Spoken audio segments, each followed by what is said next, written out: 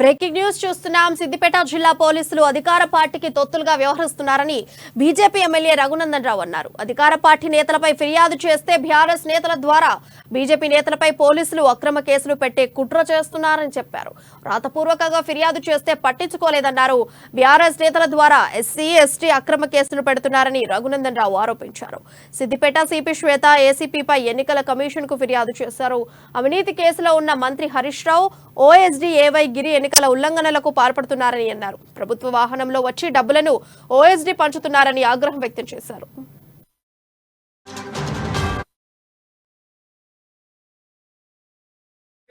Siddipet CP గారు ముఖ్యమంత్రి గారి కనుసన్నల్లో సిద్దిపేటకు సంబంధించిన మంత్రి గారి కనుసన్నల్లో 100% పనిచేస్తా ఉంది. కాబట్టి ఎక్కడ కూడా మాకు అక్కడ న్యాయం జరుగుతుంది అనేటువంటి విశ్వాసం లేదు. కాబట్టి సిద్దిపేట సిపి శ్రీమతి శ్వేత గారిని, సిద్దిపేట ఏసీపీ సురేందర్ రెడ్డి గారి ఇద్దరి మీద రాతపూర్వకమైనటువంటి కంప్లైంట్ ఇచ్చాం.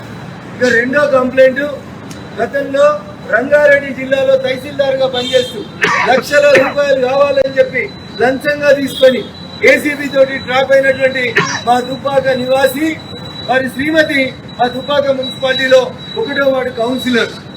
ఆయన తర్వాత హరీష్ రావు గారికి దగ్గర ఉంటాడు కాబట్టి ఏసీబీ కేసు ఎంక్వైరీ పక్కకు పెట్టించి ప్రమోషన్ తీసుకొని స్పెషల్ డిప్యూటీ కలెక్టర్ అయి మళ్ళీ అలా ఏడున్నాడు సార్ అంటే mister NY Giri is the OSD to finance minister Harish Rao గారు.